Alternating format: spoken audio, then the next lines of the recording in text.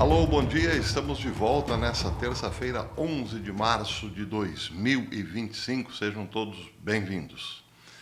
Meus amigos, diz a lenda que um bom político ou um verdadeiro estadista cria lideranças enquanto está no poder. Cria outras lideranças para, quando deixar o poder, dar opções ao povo e também a sua própria visão de mundo ou política de continuidade, dar chance de continuidade ao que ele, estadista, começou. Existem líderes muito fortes, muito populares, que não permitem que novas estrelas surjam no horizonte político. Mas não é o caso de Donald Trump. Ele está criando novas lideranças. As mais evidentes no momento, o seu vice, J.D. Vance, mas também Elon Musk, que não é político, mas hoje seria um nome muito forte para qualquer cargo político importante nos Estados Unidos. Bem, mas também surge aí nessa história uma grande liderança política, mulher, guerreira e muito bonita, por sinal. Há quem diga que não, mas eu a considero muito bonita. Tulsi Gabbard. Está se saindo uma excelente liderança. Vejam só, o que disse Tulsi Gabbard quando assumiu? Que a Síria seria um gravíssimo problema. Isso porque ela vem estudando o caso da Síria há muito tempo. E suas previsões se confirmaram. A Síria hoje é um enorme problema para os Estados Unidos. E quem criou esse problema? A administração passada, ou as administrações passadas, excetuando o primeiro mandato de Donald Trump. Vamos tentar entender qual é a situação da Síria hoje. A Síria, e isso eu falo com alguma propriedade porque venho defendendo essa ideia há muito tempo aqui, tinha sim um ditador no poder, que se tornou um ditador muito ruim desde 2013 para cá. Mas antes disso, Bashar al-Assad tinha sido um líder importante para a Síria e para o Oriente Médio. Para a Síria, porque conseguiu, continuando a política de seu pai, estabelecer bases de convivência sólidas entre as diversas etnias ou religiões no país, ou culturas diferentes no país. Sob os Assad, os cristãos conseguiram viver seguramente na Síria, mas tem mais. A família Assad conseguiu fazer com que a Síria prosperasse, inclusive, talvez principalmente, em termos de conhecimento, cultura e educação. A Síria teve universidades importantes fundadas pelos Assad. Mas tudo isso incomodava a ala mais radical da esquerda americana, leia-se Obama e os Clinton, Hillary Clinton principalmente, que depois de terem derrubado Gaddafi, miraram para a derrubada de Bashar al-Assad. A inteligência dessa época dizia que Gaddafi era um perigo para a Síria, e uma vez sem Gaddafi, para a Líbia, uma vez sem Gaddafi, a Líbia seria muito boa. Só que deu errado. A Líbia, que era, assim, um país próspero, se tornou um país em guerra civil. E a Síria, o mesmo aconteceria, não fosse, claro, a interferência direta dos russos, que não permitiram a derrubada de Bashar al-Assad. Mas aí aconteceu a guerra civil e a Síria realmente entrou numa espécie de inferno astral, que só piorou com a saída de Bashar al-Assad do poder. E por que ele saiu? Porque novamente a turminha, essa boa gente, comandada pelos Obama e pelos Clintons, achavam ou diziam, uma espécie de vaticínio do serviço de inteligência americano, que a Síria ficaria ótima sem Bashar al-Assad e até mesmo sem os russos. Deu ruim de novo. E lá estava Tulsi Gabbard para dizer que isso seria ruim, porque ruim mesmo Não era com Bashar al-Assad, era sem Bashar al-Assad. E ela acertou, assim como eu também tinha acertado. Desculpem, não é por estar na minha presença, mas eu estava certo.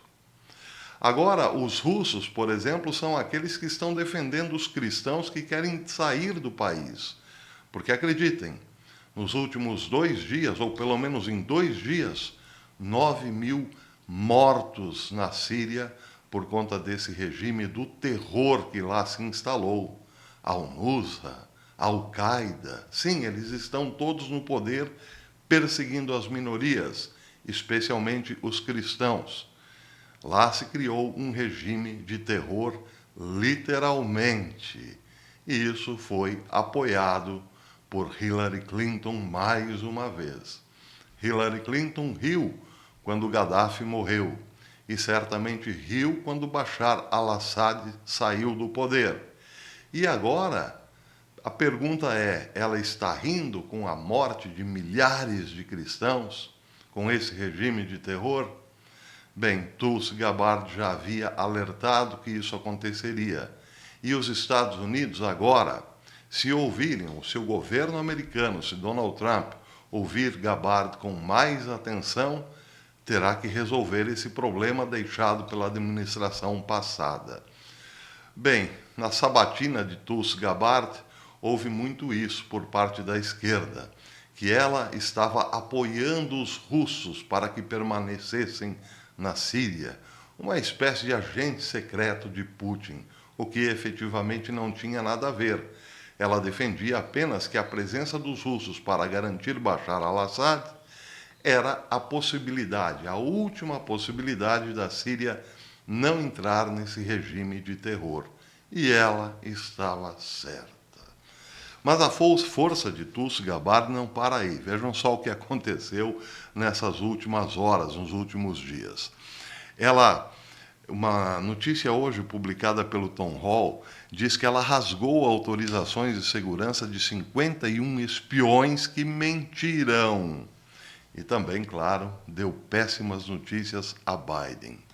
A matéria diz que a diretora de inteligência nacional, Tulsi Gabbard, anunciou ontem que as autorizações de segurança de 51 oficiais de inteligência, que assinaram uma carta retratando o laptop de Hunter Biden como desinformação russa, foram oficialmente rasgadas. E aí, meus amigos, aparecem nomes de peso, esses que assinaram a carta dizendo que o laptop de Hunter Biden não apontava nenhum crime para o filho de Biden. Era, sim, uma conspiração da desinformação russa, uma conspiração russa para a desinformação. A matéria diz que Gabbard, uma das várias mulheres fortes em inteligência com papel significativo, inteligente, com papel significativo no governo do presidente Trump, deu a má notícia a alguns membros importantes da comunidade de inteligência. Nomes como o ex-diretor de inteligência nacional, James Clapper, os ex-diretores da CIA, Mike Hayden e John Brennan, e também Leon Panetta, e o ex-conselheiro de segurança nacional, John Bolton, El Bigodon, eles tinham assinado aquela carta. E, ao fazer isso, eles assinaram também a sua própria revogação de credencial de segurança que Gabbard fez, ou retirou com o maior prazer e estilo. Ela, aliás, ainda rasgou a autorização do ex-secretário de Estado, Antony Blinken, da Procuradora-Geral de Nova York e defensora ferrenha anti-Trump, Leticia James, e do promotor público de Manhattan, Alvin Bragg. Completando a deliciosa declaração no X, há uma nota de Gabbard informando que o ex-presidente Biden não tem mais acesso ao seu briefing, o daily briefing. Ex-presidentes ficam informados das decisões do governo em exercício com esses briefings. Portanto, Biden não será mais informado das decisões do governo Trump. Aliás, Biden havia feito isso com Trump nos seus últimos meses na Casa Branca. Recebeu agora o troco. Gabbard disse: conforme a diretriz do presidente Trump, revoguei as autorizações de segurança e proibi o acesso a informações confidenciais de Antony Blinken, Jake Sullivan, Liza Monaco, Mark Zaid, Norman Eisen, Leticia James, Alvin Bragg, Andrew Weissmann, juntamente com os 51 signatários da Carta de Desinformação de Hunter Biden, disse Gabbard. Bem, então está aí. O que temos claramente é o seguinte: há sim novas lideranças surgindo no governo Trump. Porém, contudo, se uma estrela sobe, outra parece estar descendo. Refiro-me a Pam Bondi, a procuradora-geral. Parece que ela não está dando conta do recado. A lista de Epstein, por exemplo, virou uma enorme enrolação e as pessoas estão cobrando. Cadê a lista do homem? O que Tulsi Gabbard está fazendo? Está sentada sobre papéis? Ou papéis não existiram e essa lista nunca chegou e foi só um espetáculo, uma espécie de cortina de fumaça jogada na imprensa ou na mídia pela procuradora-geral? São perguntas legítimas, porque tudo isso foi anunciado com pompa e circunstância e até o momento nada. E isso depois contra aquela que era também no começo uma estrela em ascensão, Pam Bondi.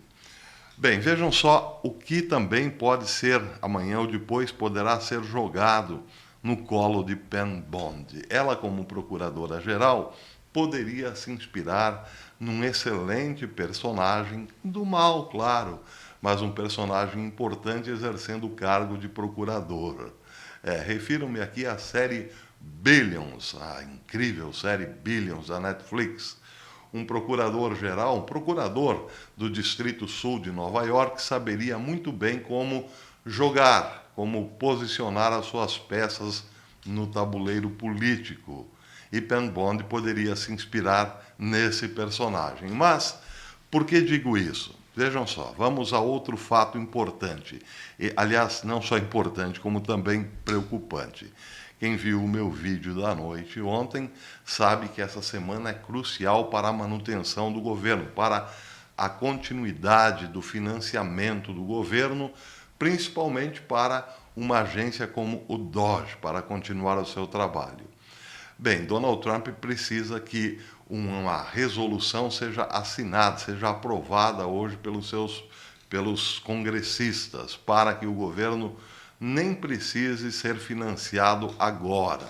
Ele quer uma extensão desse prazo de pelo menos 6 meses. Quem viu o meu vídeo de ontem à noite saberá. Agora vejam só, matéria de hoje também do Tom Hall diz o seguinte: o presidente Trump está tentando fazer com que uma resolução limpa e contínua seja aprovada para manter as portas do governo abertas. A verdadeira direita agora é essa que está lutando para aprovar o CR, essa resolução. É o pacote de reconciliação orçamentária.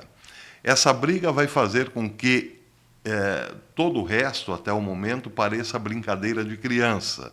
Todas as batalhas de Trump com o legislativo. O presidente quer que uma resolução de 6 meses, enquanto os democratas querem uma medida de curto prazo. Eles darão uma série de razões de má qualidade, mas, na verdade, os democratas têm medo do Departamento de Eficiência Governamental, DOGE, e querem desacelerar o seu ritmo ao máximo possível.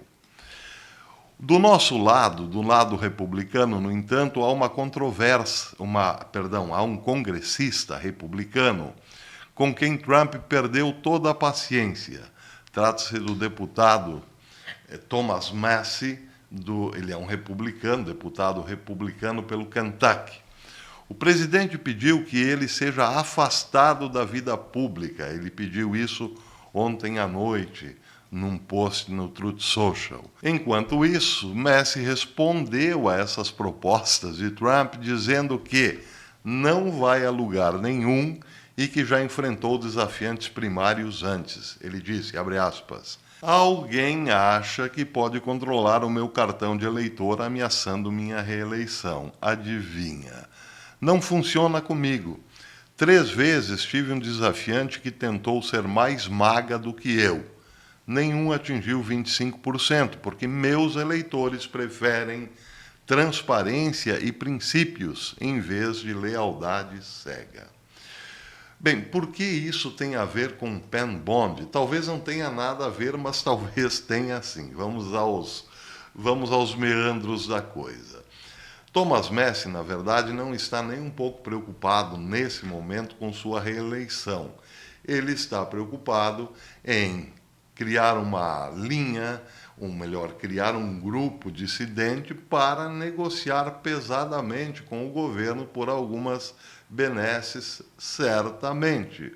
Ou então fazer com que o governo perca essa oportunidade de continuar trabalhando pesadamente contra o pântano, no cancelamento do seu financiamento.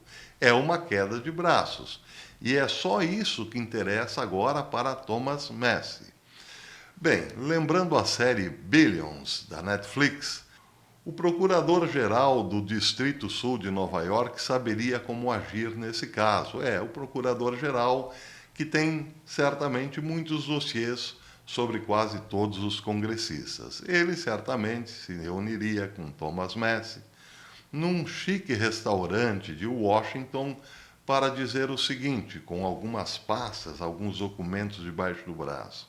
Olha, eu tenho documentos bem comprometedores contra você, mas eu não vim aqui ameaçá-lo. Eu vim aqui pedir um favor. E uma vez que você me faça esse favor, eu também terei que fazer um favor a você no futuro. Vamos estabelecer umas bases de negociação? Bem, aí, claro, o procurador-geral, o procurador do Distrito Sul de Nova York, pediria o favor, certamente, teria espaço para isso, teria condições, até mesmo psicológicas, para pedir um favor a Thomas Massie. Penn Bond poderia exercer esse papel, poderia reunir-se com Thomas Massie para dizer o seguinte, não Trump, eu preciso de um favor seu. Eu, como procuradora-geral, preciso de um favor e certamente amanhã ou depois eu terei que pagar esse favor. E qual é o favor? Vote pela aprovação da CR, certo? Eu ficarei muito grata e ficarei devendo muito a você. São formas de ganhar espaço no terreno político, principalmente com os congressistas. Penn Bond, entre outros, estão deixando Trump na linha de frente. Talvez porque esse seja o modelo Trump, o estilo Trump.